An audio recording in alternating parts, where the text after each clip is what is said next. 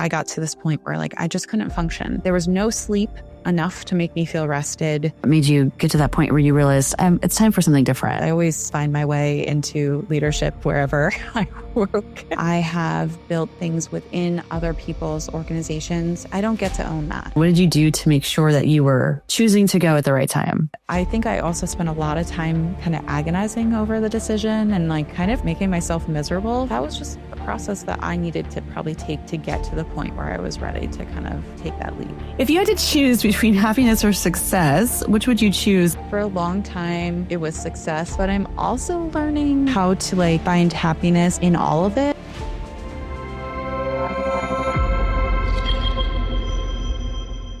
Welcome back to 101 Ways Out. I'm Vanessa Juby, your host, and today you're meeting Katie Cooper, an occupational therapist turned health coach. Now, Katie knew what she wanted to do since 7th grade, and she really created something special within her own company as an intrapreneur before she went out on her own as an entrepreneur. She's going to share her story with you here, and if you stick around till the end, you'll get to hear in her own words what she's up to today, because things have changed and she's grown and learned along the way since we first recorded this. So stick with it and I'll see you next week. And until then, go rewrite the rules. All right. I am excited to be here today with Katie Cooper.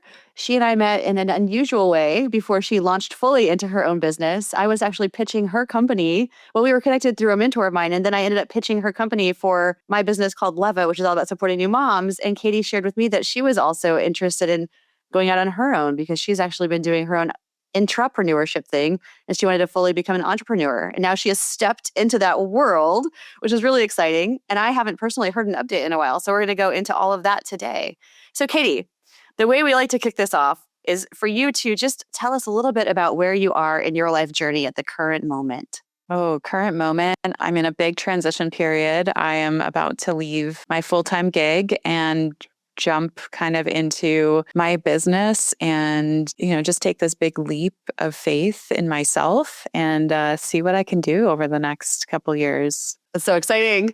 Yeah. Do you have a date in mind? Have you already shared that you're leaving? Yes. Yep. I have a little over a week left. And so it's coming up quickly.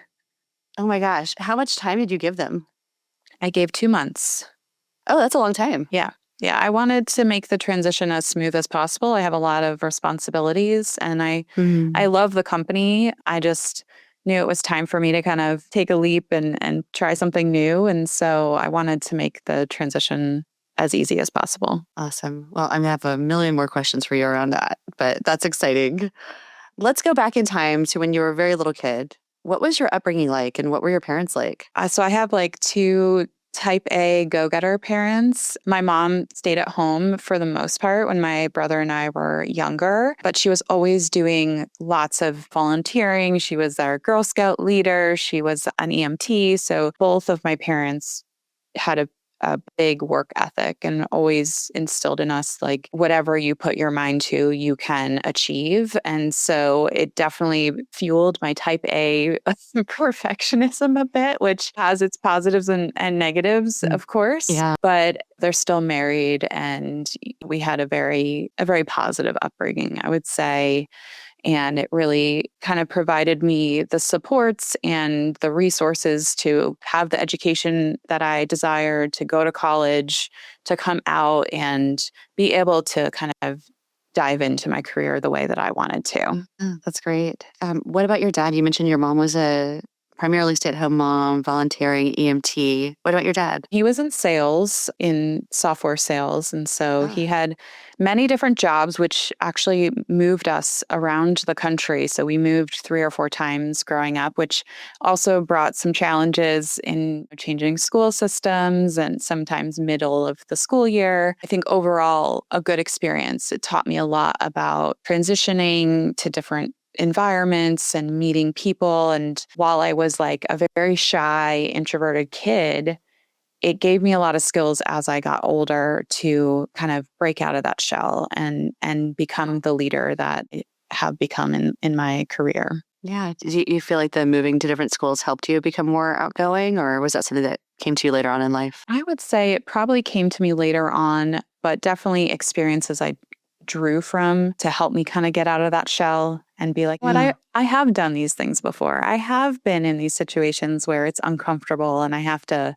meet new people and try new things. And it just got easier as I got older, I think. Yeah, absolutely. Since you mentioned you moved around quite a bit as a young person, is there anywhere that you kind of connect with as a place that felt more like home growing up? New Jersey was always home. Our families were there, and I was born there. And then the last probably, I think, middle school and on, we were in New Jersey. So that's definitely home and where I am now. So And then just expectation wise, do you feel like your parents had any specific expectations for you as you were growing up? Were there things that you felt like, oh, I got to do this, or anything that aligns with that? we're definitely expected to go to college. Good grades were an expectation. I think beyond that, they gave us room to kind of figure out what we wanted to do with our lives and have always been there to kind of be a sounding board and support. It was just like, get your education, get your college degree, and then we're here to help you figure it out. Yeah. Oh, that's great.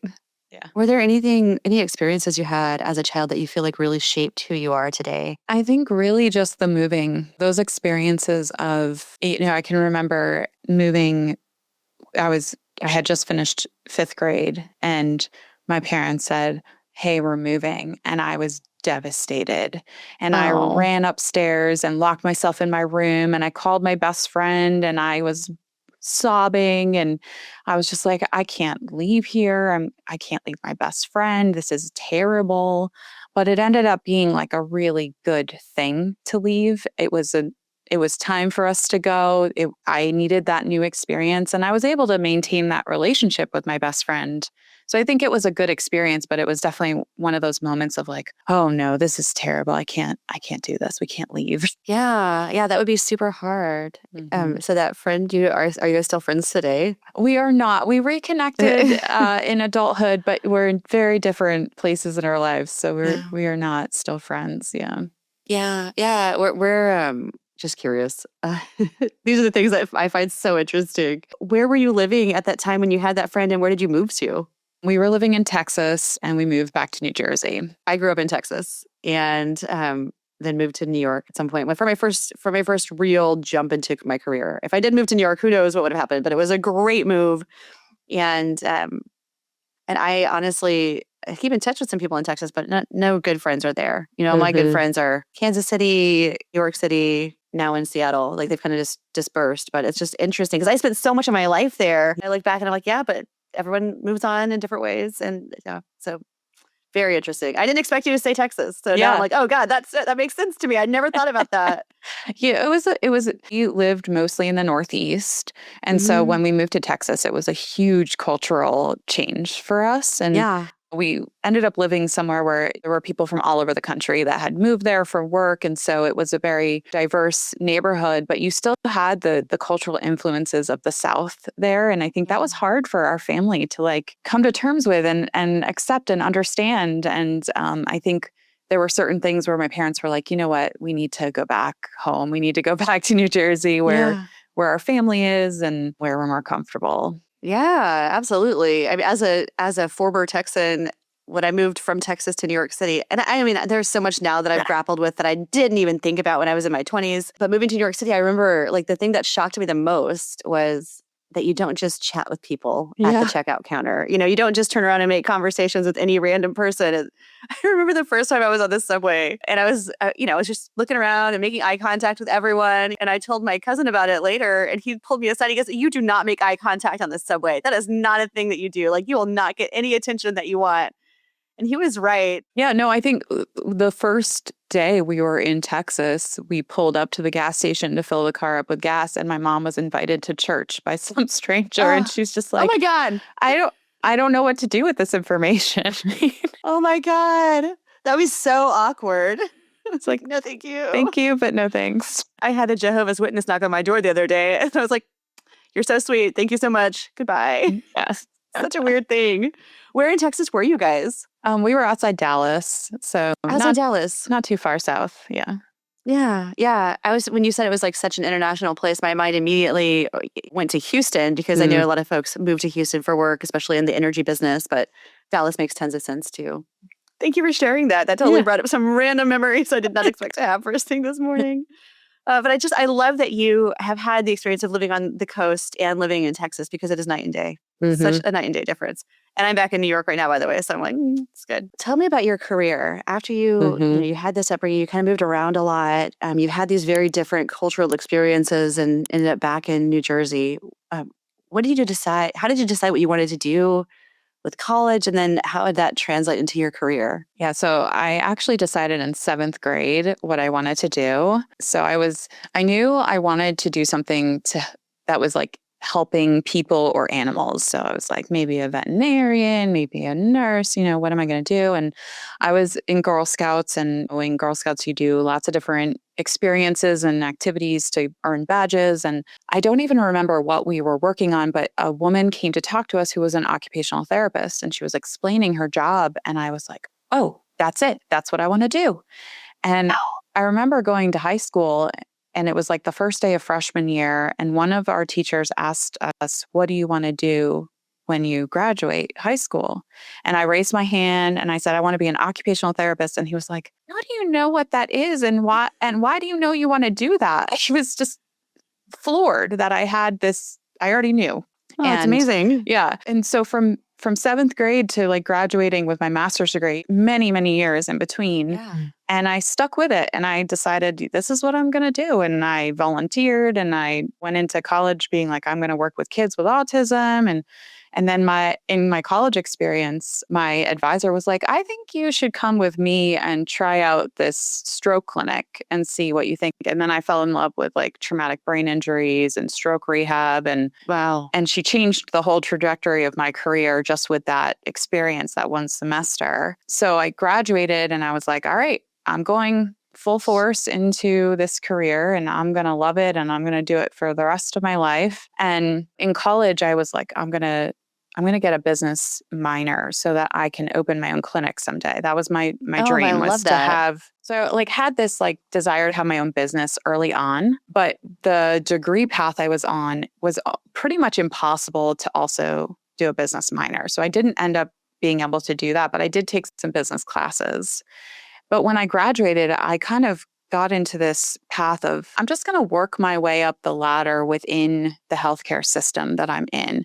I like educating. I like supporting the other clinicians. I can do this within these practices. And I think another thing that happened that took me away from kind of creating my own business was my husband and I, when we were dating, he said, hey, would you ever be interested in living overseas? Like, I've always had a desire to live in Germany, and I'm going to do that someday. Like, would you go with me? And I was like, sure. Yeah, I'm up for an adventure, whatever.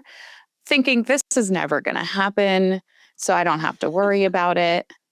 And so a couple years later, I had gotten my dream job. I was working at Walter Reed with wounded warriors. Like, this was in the height of the Iraq and Afghanistan wars. They were coming back with these significant injuries. And it was a time where we had resources to do kind of whatever we wanted to in the rehab world with them. So I got to do like really, really cool occupational therapy. And my husband, we weren't married. Katie, hold on. Yeah. I want to hear a story, if you don't mind. Yes. Can you share a story about that? Because many of us are not super aware of all of what occupational therapy entails. So can you tell a little bit about that? Mm-hmm. Like what you did? So occupational therapy, just as a background, we focus on helping our patients or clients be as independent in their daily lives as possible. So it runs the gamut of like getting dressed to working to leisure activities to anything in between. So at Walter Reed, with our patients, we were focused on getting them back to their lives, right? A lot of them had multiple amputations, brain injuries. And so I was in the brain injury side of that world in the outpatient center. And a lot of what I did was helping them like figure out how to organize their day, how to remember their medical appointments, how to like get back out into the community safely.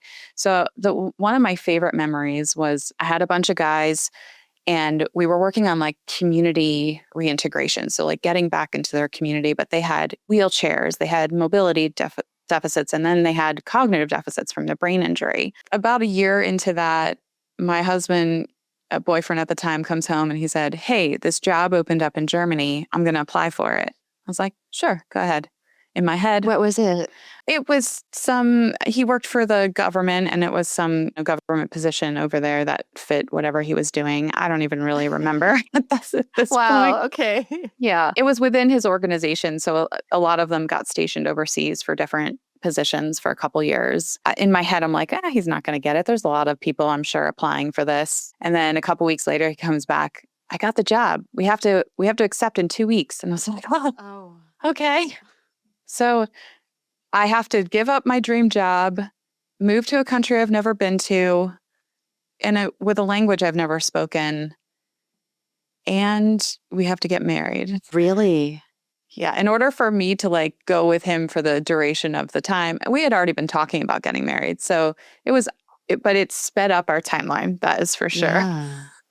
Was it a tough decision to make to do all of that? I mean, I think I was in my mid-20s and I was like, I'm never going to have this opportunity again. We have to take it despite the hesitation I have around my career and giving up where I am in my career.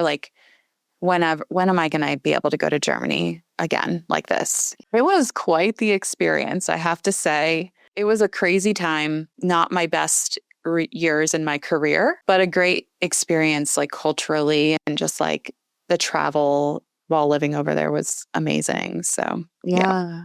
So is it something in hindsight that you feel was the right decision for you guys? Or no? Yes, it was definitely the right decision for us. I don't see us being able to do that now with our kids and just the lifestyle we have now. So I'm glad that we had that experience. And it has actually helped my career in certain ways. There was a role I applied for, and they saw that I had lived in Germany for a few years and had that experience. And they said, "You know what? You have this diversity in your background that I think would be an asset for this." So it definitely helped in a way I didn't expect it to. So what happened when you got back to the US and what was your career like afterward? Yeah, so we got back to the US and I was 8 months pregnant. So it was another huge transition. We moved to Colorado and I had to find housing and a new OB to deliver the baby and then transition into motherhood, which was a totally foreign experience for me. So it was hard. And I think at that point in my career, I was like, I know I can't really handle full time right now. There's just too many things. I lived in Colorado. I didn't have a lot of family support. So I took a part-time role working with kids in a pediatric clinic, and it wasn't my favorite job, but I had great colleagues I worked with, and I worked up into a leadership role there because I always find my way into leadership wherever I work. And I had during that time, I also tried out some college professor work. So I started teaching at a college program for occupational therapy assistant. And so it's a 2-year program, and taught a couple courses there. And that was really a really cool experience, being able to mentor these new students trying to go into this profession and explain how healthcare is a really complicated place to work. And we have this passion for helping our patients and providing the best therapy possible, but sometimes we're limited because of the systems we're working in or what insurance pays for. Yeah. Or even what the patients are willing to do, because they have a say in the whole thing as well. And so it was interesting being able to share my experience with the students and help them make the decision of where to go with their career and where to start. That was really fun.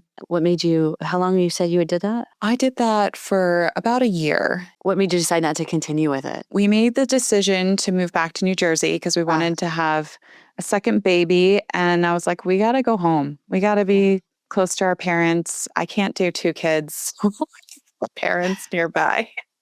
Totally makes sense.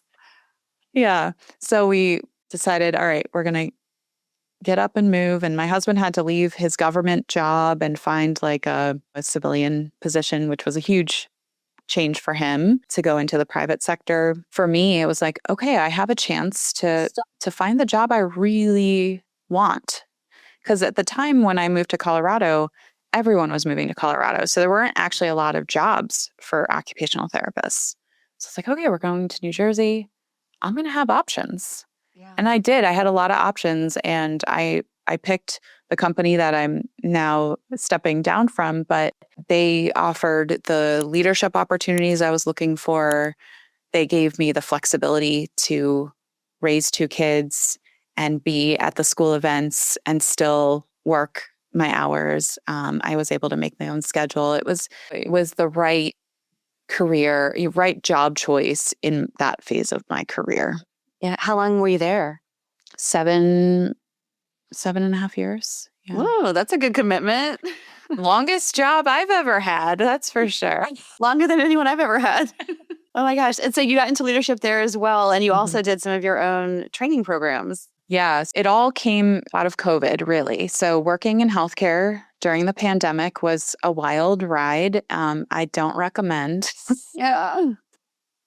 I don't want to do anything during COVID. I mean, gosh, like especially healthcare. I mean, I feel like you heard about healthcare workers burning out, but you never heard about it so much as you did during COVID. And then it became this really terrible epidemic on top of a pandemic. And I don't think we've recovered from that. No, we haven't, for sure, have not. During that time, I was working in an assisted living facility, and our patients were getting COVID. And it was very early on, like right the beginning of the pandemic. We didn't have any PPE.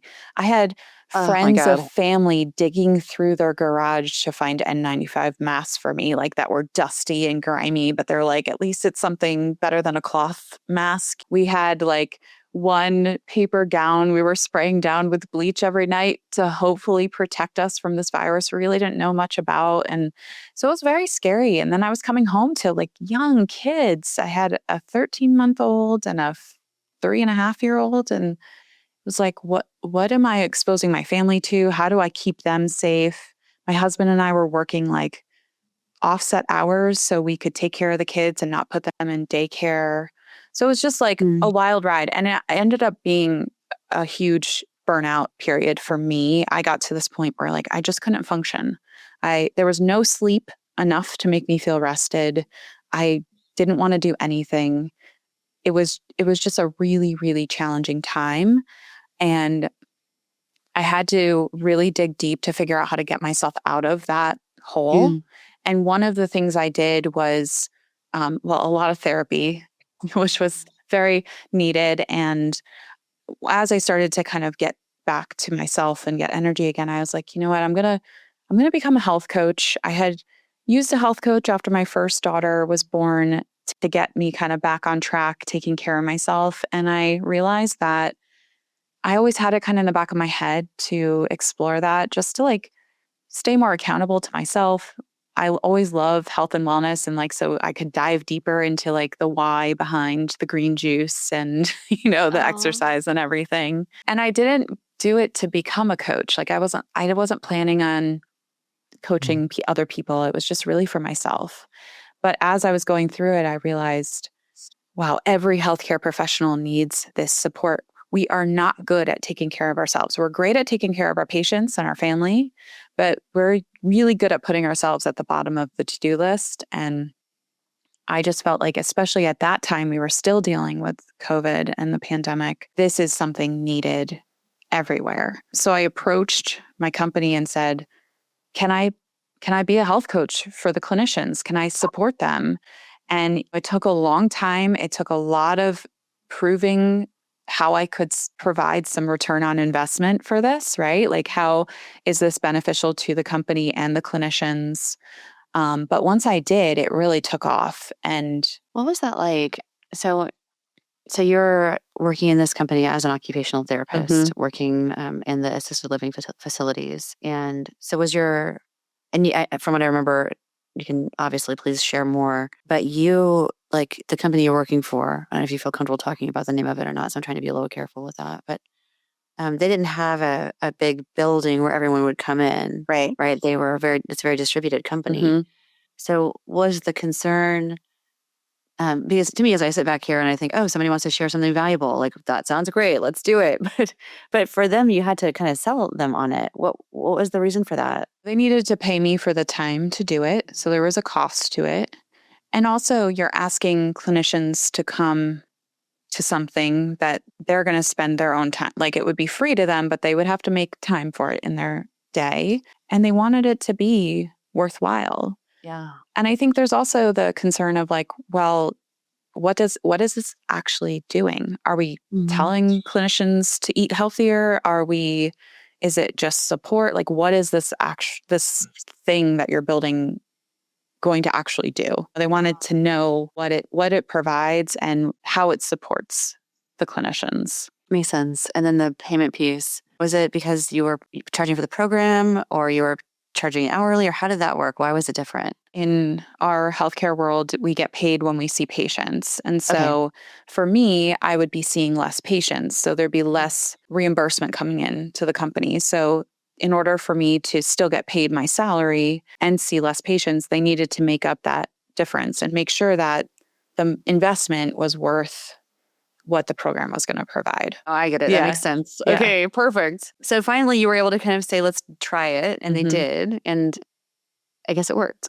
Yeah, it worked. I've been running the program for the last 3 years and over 500 clinicians have gone through it. So it's a 3-month program. So we meet 6 times in that 3 months and go through like lots of different ways to manage stress and find balance in our day and eat healthier and stay hydrated and all those important things. But like overall, what I've heard from the feedback mostly is the clinicians in our practice were very autonomous. Everybody has their own schedule. They're out on their own doing their day. We don't see each other a lot necessarily. There's not a lot of interaction with your colleagues unless you kind of go out of your way to make time for that. So when these clinicians would come to the group, they would hear from others the same challenges that they were facing. And they'd be like, oh, I'm not alone. I'm not the only one feeling this way. And that was really powerful for them. When you think you're on an island with these stressors and feeling overwhelmed with things that are being thrown at you, and then you hear, oh no, everybody else is feeling this way too. And now I have this support system to get through it. It changes how you feel about your work and what you're doing. Well, how did you make this change then from working at this large company and to going out on your own? Like what made you get to that point where you realized it's time for something different? I think going back to when I went to college and I was like, I'm going to build my own business. It was always there in the back of my head, but I kind of lost track of it with all the other things that happened in my career and having kids. And I think over like the last year or two, I've just felt this desire to have my own thing and really figure it out for myself, as scary as that is, to just build something from the ground up and just figure it out and figure out if I could do it. You know, it's like almost like a new challenge. Like, can I actually build a business? Can I be successful with this? And I don't know the answer yet, but I'm just going to keep going. I'm going to keep trying because there's a big reward there. Like if I can do it and I can make a bigger impact. I've made my impact where I've been. And it got to the point where I couldn't grow in the ways I wanted to there. Yeah. And I How wanted did you to. want to grow? What did you want to do? I really wanted to have a bigger role within kind of the culture of wellness and clinician well-being. And just in like the environment we're in healthcare, like that couldn't happen. As much as they valued what I could do and what I was bringing to the table, it wasn't the time to be able to do more.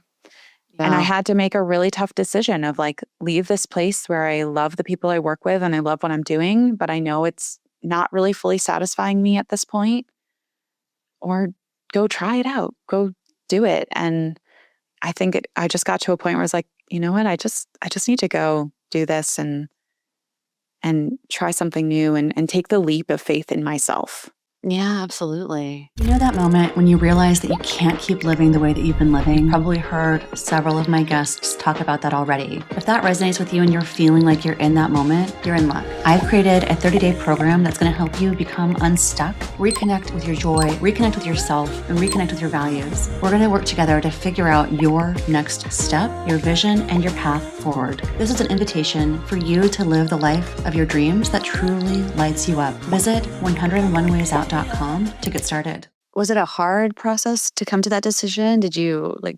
How did you come to that decision? What did you do to make sure that you were choosing to go at the right time? My therapist helped a lot. Yeah. Well, that's how so? I mean, whatever you feel comfortable sharing, I'd love to know. A lot of things happened over the last few months, personally and professionally. There were a lot of different challenges. No one's fault. Like, they're just things that happened. And thankfully, I have an amazing therapist who has known me for many years. And she said, Hold on, let me see if how long have you guys been together, your therapist and you? Probably 3 years. Okay, that's good. That's good. I was curious. I talked to someone the other day that they've been with their same therapist. I want to say it's 17 years, but it might have been 12. I have those numbers are for some reason, like the curviness, maybe it's just in my head a little bit, but it was a long time. Yeah. And I was like, that's the longest time I've ever heard someone working with the same therapist. So I was like, how long was it? 3 years. Yeah, 3 years 3 is still years. a long time. Let's be fair. It's a long time. Okay, good. So she knows you really well. She knows me really well. And she was like, Katie, like, do you see what's happening here, right? Like, you have been talking about wanting to go do something on your own for years, and now is the time. Like, they have given you all the signals, like, you're not going to get what you want here. Yeah. And I think the other thing that happened, which is kind of crazy, and I don't really understand it, but in May, my best friend and I turned 40 this year, and we always take a girls' trip. And we're like, all right, for our 40th, what are we going to do? And we decided to go to Sedona, Arizona. Oh, And wow. I got sucked into the woo-woo there. And it's just like, it's beautiful. I felt the energy, and I was like, you know what? I'm going to go see a psychic.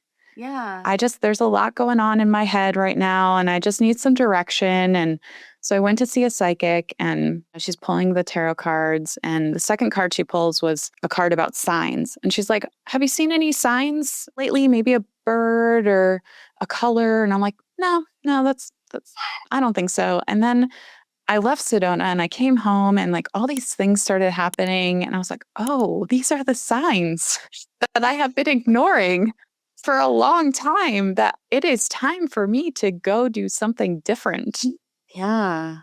Wow. And it just all started to click. I'm like, okay, as scary as this is, I have to go do it. And I think the number one was like, so every year I do like a vision board at the beginning of the year. Nice. And this year I picked a word for the year, and I didn't know what it was going to transform into, but my word was leap. Ooh. Yeah. And I have it on a Post-it note here on my computer. Leap. Oh, I love it. Oh my gosh. So it's front and center all the time. Yes. And I was like on a meeting with my therapist, and we're talking through stuff, and I looked over and I saw the word, and I was like, oh, yep. You're trying to tell yourself this whole time. Yeah, I was. Yeah. And I just had to like get up the courage to do it. Yeah. That's so hard, the courage part. It is. It's not easy to leave something that's safe, right? Like, I could have stayed in this job and done it for years. It would have been easy. It would have been the same stuff every day for the most part. I could have done that. And sometimes when I'm like feeling a little scared, I question myself, like, am I making the right choice? Like, I have this thing that I can do really well. Why am I leaving it? Yeah. And then I realized, no, I'll never really be happy with that. Like, I'll only be happy if I go and do this and try it and figure out if I can do it or not on my own. Absolutely. I love that you know that about yourself, and that you came to that decision, and that you're taking this chance. And I think what you're sharing in terms of kind of hitting that ceiling at that company, not because of you, but because of the opportunities that were afforded to you, it's also a sign that it was time to go. I mean, that's part of it. And I think as human beings, we are supposed to evolve, right? Yeah. And you were evolving. You were evolving, and you were evolving in the place you were, and then you outgrew the place that you were. So you had to go and create something bigger than that place could allow. Was it a difficult decision-making process? And did you do a lot of prep work to get ready to go?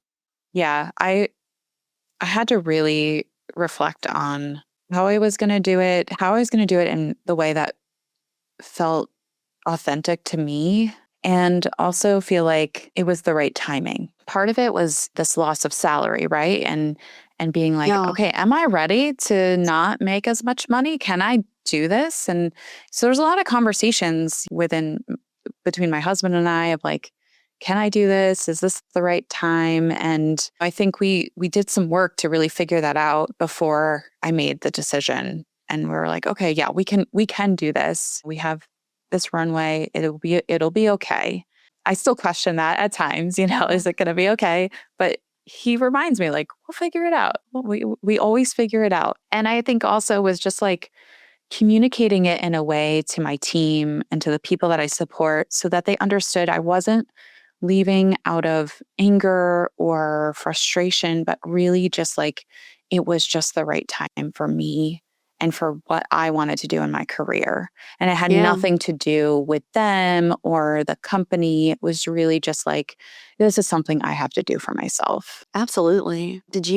So you said you gave 2 months notice and you're 1 week away from Yes. walking, well, not, I mean, I guess walking out the proverbial door because Mhm. it's not a literal Yeah. door in this case. I'm curious for your take right now, and maybe it'll be different down the road, but at this moment, as you sit here now, was that the right amount of time? Yes, it was. It gave me the time to kind of process through it, to have the conversations with people. And I'm not done with all those conversations. So I think it was the right amount of time. And I think it also gave them time to figure out, okay, what are we doing with these things that Katie has built and the responsibilities that she has? How do we transition them correctly as well?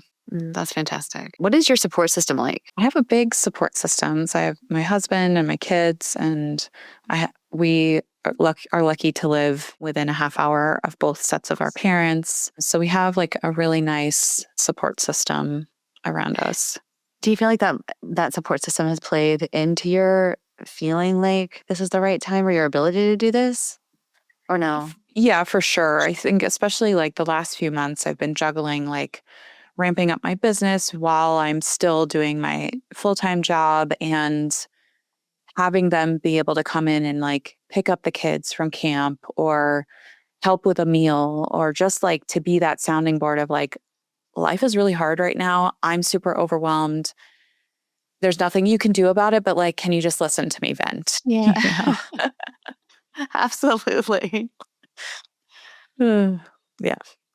And then, I mean, I know you're still kind of in the process of leaving, but is there anything that you kind of, what I normally would ask, let's ask you the normal question, even though it's a little bit off.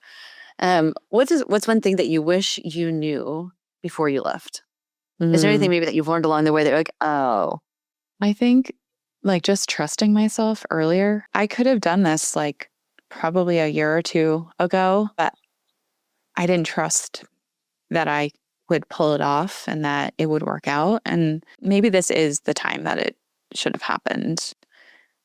But I think I also spent a lot of time kind of agonizing over the decision and like kind of making myself miserable for longer than needed. But also, I think that was just the process that I needed to probably take to get to the point where I was ready to kind of take that leap.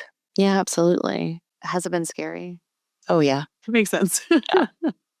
How do you work through that? I think the scary part is like that end goal, right? It's always like, what do I want my company to be?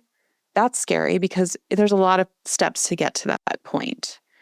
But then I kind of remind myself, well, no, I just have to do this next thing, this one small step. I need to go record this podcast, or I need to go order this equipment, or I need to send this email. And those are the steps that are going to get me to that end goal. And I don't even know what that end goal is yet. So I can't really, I just need to like kind of bring myself back to like, just go back to the to-do list. Like, Yeah. it'll be okay. Yeah, absolutely. So it's just that constant reminder that it's not everything all at once and it's just one little step and you'll eventually get through it to get to that fear, that moment of being afraid. Like we have a mentor in common, right? And Yeah. I think knowing that he's going to help me stay on track and he's going to help me see the big picture when I need to, but also like keep me focused on like the near term, having that external support is really important too, because I think if I was doing it on my own, I would never do it because it would be too scary and too overwhelming. What has been the biggest, and maybe we'll just stick with the mentoring thing for a second. What has been the biggest thing that has brought into your life that you wouldn't have otherwise thought about, or that's helped push you in the right direction? I think honestly, it's the accountability. Yeah, that makes It's so much just like, sense. I know every Friday morning I have to tell him what I have or haven't done. So I better stick to my plan. Yeah. It's scary. It can be Yeah. scary. You're like, oh, crap. What have you seen as you've been really leaning into developing your brand? Because I see quite a bit Mhm. of it on Instagram. Yeah. Um, what is working for you? Because you've tried a bunch of different things, it looks like. I mean, Mhm. you do a lot on Mhm. Instagram. I think you're doing a lot of public speaking. What's been kind of connecting the dots for you? For me, it's been like getting in person with people and like Yeah. networking. The networking, like Instagram's great, but it's not moving the needle for me right now. And that's okay. People can go and see that I'm there and they can see my message, but it's when I go and like talk to people in person. And I've gotten kind of into like our local moms groups and networks. And because I've been showing up consistently, they're starting to like know who I am, know my brand, start to trust me. And it's like, that has been really cool because now it's like, oh, let's do an event together or come speak to my group. And it's opening up doors in ways like I didn't realize it would. Oh, that's wonderful. I love that. Congratulations, Katie. Thank you. So the next two questions are kind of like on the bubble for you since you're making this transition. But I'm going to ask in this answer any way that feels natural. How has your life changed before and after? I think before I was really scared to talk about my business while also being employed and like figuring out what the line was and how I could do both. And I was scared to use my voice for my business in fear of like, ooh, is this gonna like piss off somebody? And now it's like I have this freedom of like, no, I I can talk about what I want to talk about. And honestly, like that fear was really just my own self-imposed things. It probably would have never been a problem. But now I don't have that fear. It's like, yeah, go do what you're gonna do. You have Yeah, freedom now. that's amazing. Freedom and in order to be your authentic self, which is a Hmm. huge, huge thing. How has your income changed and what's that meant for you? Well, it's gonna go down. Yeah. It's gonna go down for a little bit. And that's okay. I think going into this and knowing that there's going to be a dip, but the potential to get more income than I would have ever been able to do in the healthcare system is a big deal and could open up a lot of doors for my family. And so I'm excited to get to that place. I love that. And Katie, I'm curious just because I feel like you, by the way, I have to say you're very clear and concise with the statements you make, which I really appreciate. And I feel like I've talked to so many people. I would just say you're an excellent communicator. Oh, thank So you. for what it's worth, well done. But I'm curious that for this question, which is not on my list, but I'm really curious for your particular take. How much do you feel you're driven by money versus purpose and kind of whatever other factors? What's driving you in this business that you're setting up? I think number one is like the impact that I can make. And also just like, I don't know, there's like an internal drive to like own my own thing. And for so long, I have built things within other people's organizations and like, I don't get to own that. And Yeah. that's something at that point, it was okay. But now it's not okay. Like, I want to own my thing and I want to create things and know that I have 100% control over what happens with it. Um, and yes, the income part of it will be nice when we get there. Yeah. But I think it's more about just like building my own world and deciding where I want to go with it and nobody else telling me like what I'm going to do. It's like it's mine now. Yeah. Well said. That's great. I think the other part of it is also like showing, I have two girls and like, Aw. I want to show them like they can do this too. And like, I'm still at their school events. I'm still present with them. But I'm also like building my own company. And I want them to see like they can do that too. Yeah, I love that. I think that is so important as a mom of daughters in particular, because if they can't, I mean, we all know if you can't see something, you don't feel like you can be that thing, Yeah. right? So the fact that you're stepping out and saying, I'm going to build my own business, or at least I'm going to try my hardest, and hopefully it works out. And I'm taking risks, you can take risks, you can be whatever you want. I think that is such an important message. It really is. Like, I think there's so many different messages being sent to our kids and our girls, especially. And like, I just want them to see, like, just to have like a positive role model. Yeah, absolutely. Do you have an ultimate vision for what you want your life to look like?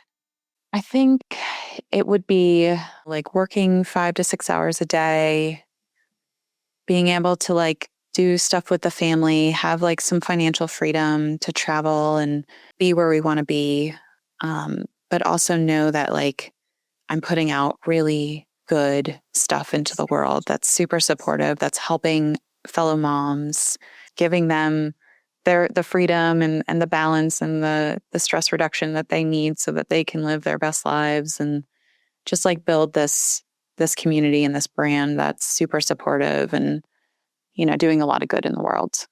Yeah, absolutely. When you think about, you mentioned where you want, I have two quick follow-ups. You mentioned where you want to be. And is that kind of dependent on moment in time where you want to be or?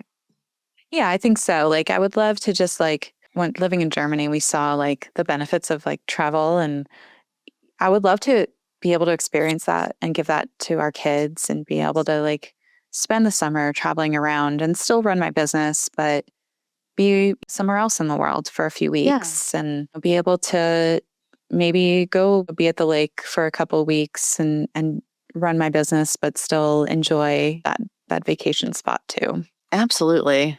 I totally agree. I love that. What kind of has made you want to focus on moms in particular? I think being a mom myself, like I see the challenges and I feel them every day. There's a lot that we deal with. And especially like moms balancing career and kids. And like I have always been very career driven.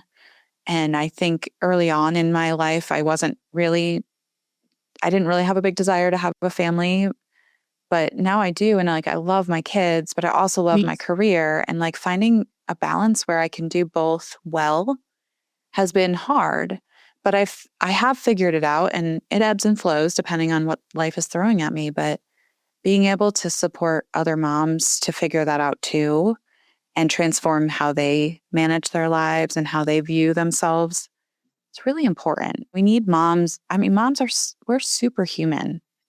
Like the things that we pull off day to day is amazing. So can we do that in a way where we feel good in our bodies, where we have the energy to do it, where we don't feel like a puddle at the end of the day? That's why I'm driven. Like that's what I want to be able to do.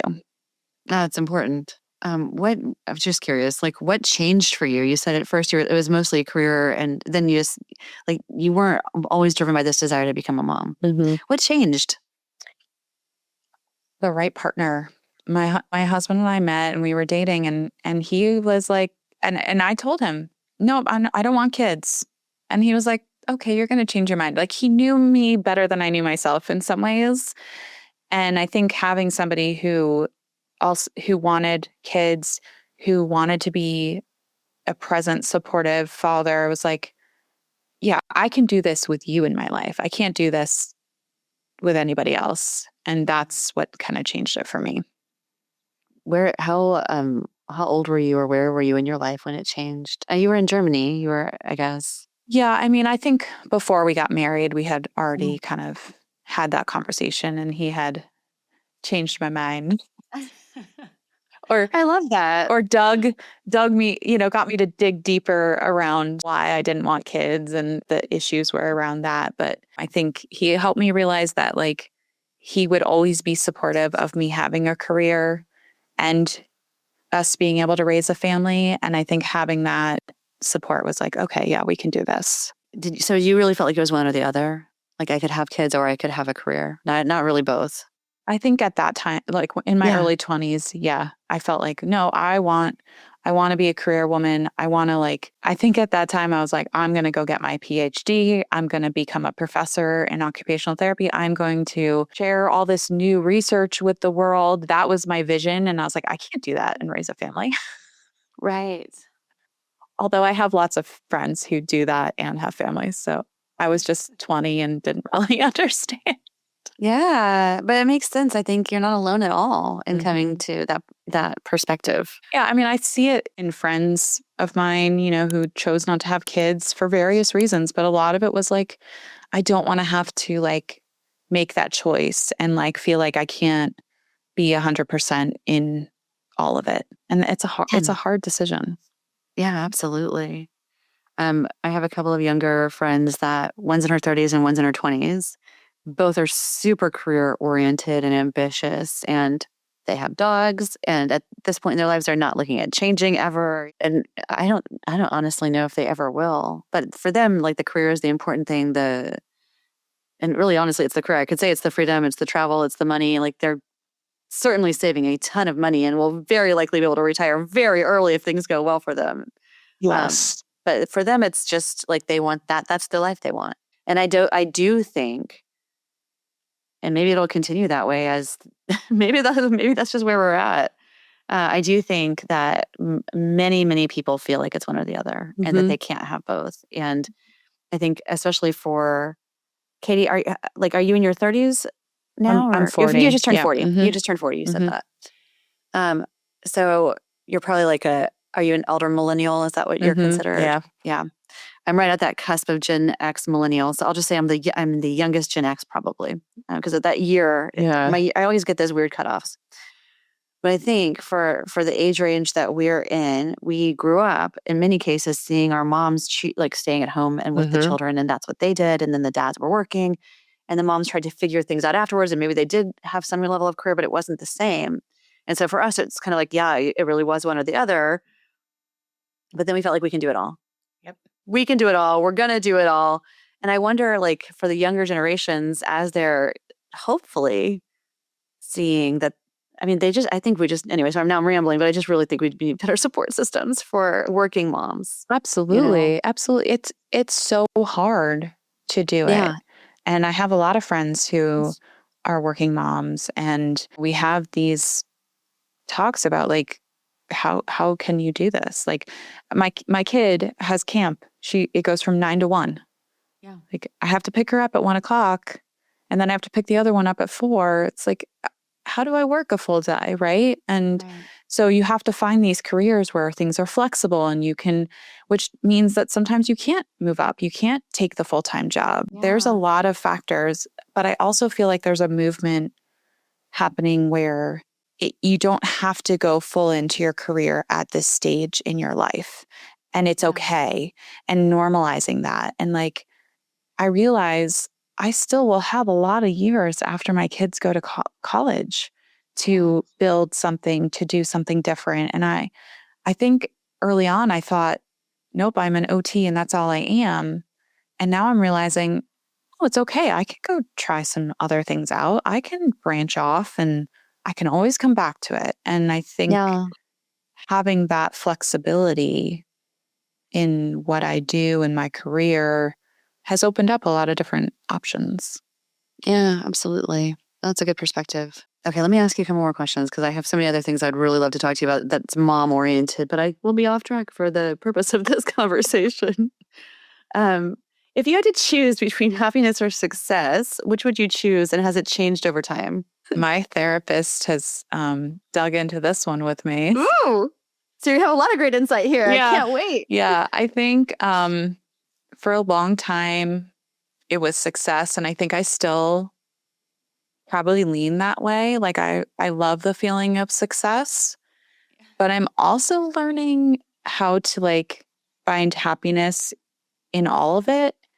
And so I think I'm on this journey to like It's not going to be immediate success with this business. I know that. And there's going to be some ups and downs. And how can I still be happy with that and not Yeah. tie my happiness to my success? What has success meant for you in the past? It's meant like things going right, having good outcomes, being recognized, that external validation. And I think going into my own business, that has to change. Yeah. That external validation may come, it may not. And I have to be able to build that on my own. And I think that's part of my journey as well in becoming an entrepreneur is like, how do I feel success without somebody telling me I've been successful? That is hard. Yeah. That's a really great point. It's hard. Yeah. Yeah, my husband, the way he's tried to help me with it, he's like, well, you just helped this person today and they got the support they wouldn't have otherwise got. I'm like, some days that really does matter. Like some days that really feels good. But some days you're like, I need something more than that. I need a bigger win. Mm-hmm.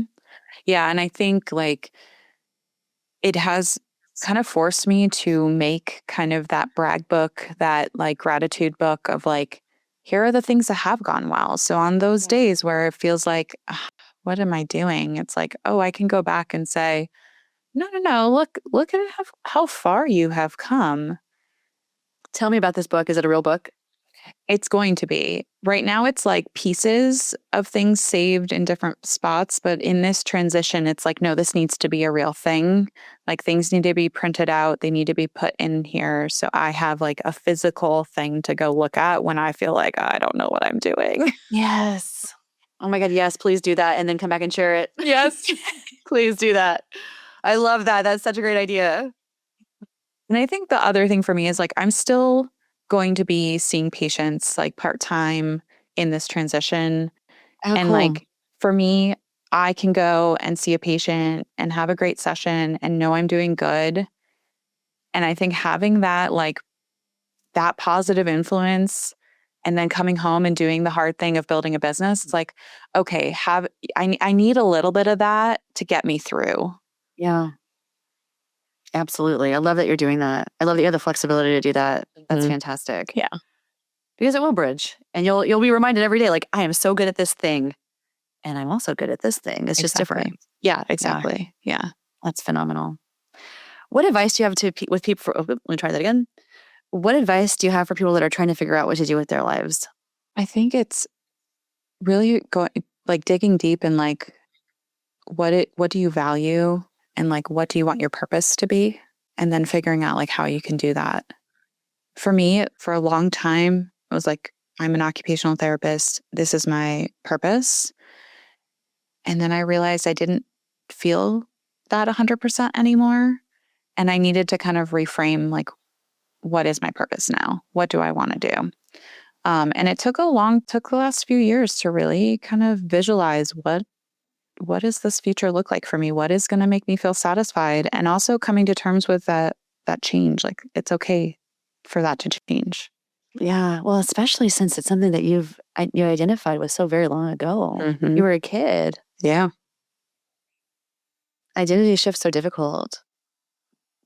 But I think it is also such a critical part of becoming who we're meant to be, at least meant to be at that moment in time. Yeah. Yeah. Do and you feel like that's been difficult? It has been difficult, but then I realize when I'm coaching somebody, I am 100% present and I love it. And I feel energized afterwards. And I wasn't always getting that in the healthcare field. Mm-hmm. There are times where it's very draining and I'm not saying coaching is always 100% amazing, but I was getting more energy and feeling more passion around that. And I think that was the signal to say, okay, it's time to shift. Like, you took this continuing education course on burnout, and they talked about like the things that fuel you, the things that you're passionate about. That's where you should be putting your energy in. And if that doesn't align with what you're doing in your career, you're going to continue to be burnt out. You're going to continue to be dragged down. And for me, it was like kind of an aha moment of, yeah, it's time to make a shift. That's great. I love it. Awesome advice. What's the most liberating decision that you've been able to make since you're leaving your company that you wouldn't have felt comfortable making otherwise? I think talking about my business freely. Yeah. Yeah, it's just been very liberating to be like, yeah, I'm leaving and I'm doing this and I can talk to anybody about it now. And I don't feel any like boundaries with that now. That's wonderful. What is saving your life right now? I think my husband. That's good. Yeah. I think like when I have my moments of panic and awake at 2 a.m. thinking, am I making the right decision? Is this going to work out? And being able to like talk through it with him and for him to be like, no, it's going to be okay. We're going to figure it out. You've done all these things like, and help me like rationalize it has been really helpful. And also he has really pushed me to, take care of myself in different ways that sometimes are hard for me to do when I'm like really driven and trying to do something new. Like rest? Yeah, maybe? rest. Yeah, rest and hobbies and things outside of just working, which is what I teach all of my clients to do. In this moment of life, it's been hard to do that for myself. And he's been helpful to like push me back into that. I love that. Yeah. Yeah, it can be hard, but you're building something important. Yeah. That's good. If people want to learn more about you and follow your journey, what's the best way for them to find you? So my website is katiecooperwellness.com and my Instagram and Facebook are the same, Katie Cooper Wellness. Fantastic, Katie. Thank you so much for your time. I really appreciate it. Thanks so much for having me, Vanessa. Hi, Vanessa and 101 Ways Out podcast listeners. Thanks so much for listening to today's episode. I am excited to give you a little bit of an update since we recorded this episode almost a year ago, which is crazy, and a lot has happened in my life. So to give you a little brief update, I have been continuing to build my online virtual coaching practice, really combining my expertise as an occupational therapist and my coaching skills. And I've been excited to kind of help more and more people with that. I also created and delivered 3-hour-long continuing education courses through MedBridge, which is a platform for healthcare professionals to get their CEUs. And all 3 courses are on burnout and how to prevent it, overcome it. And I'm really excited to be able to support more healthcare professionals in that. And I also have been partnering with a physical therapy clinic to provide coaching to their patients and clients who are not making progress or struggling with a lot of stress, a lot of things on their plate, and helping them manage that. We're going to be providing group coaching in the fall through that clinic. And also the clinic owner and I will be doing retreats in Vermont next year. So very excited to plan all of those events coming up. And lastly, I am launching my own podcast this summer called The Mom Refill. So we all know as moms, we're very good at filling everybody else's cups, not always great at filling our own. So we're going to talk about quick, effective tools that are evidence-based to help reduce stress, overwhelm, and give moms some time back and make them feel energized and feel themselves again. So that is everything going on with me. Thanks so much for having me again, Vanessa. And for those of you out here who want to connect with me, make sure to send me an email or connect on Instagram, Katie Cooper Wellness, and I'll see you soon. Take care. This has been 101 Ways Out. I so appreciate you taking your valuable time and spending it with me. I hope something in this episode made you feel seen, understood, and inspired. If you're looking for support taking the next step in your life, visit 101waysout.com and check out our 30-day program. Don't forget to subscribe to this podcast on all of your favorite podcast platforms and follow our social media. Spread the word. I look forward to seeing you next week and continuing to explore what lights you up.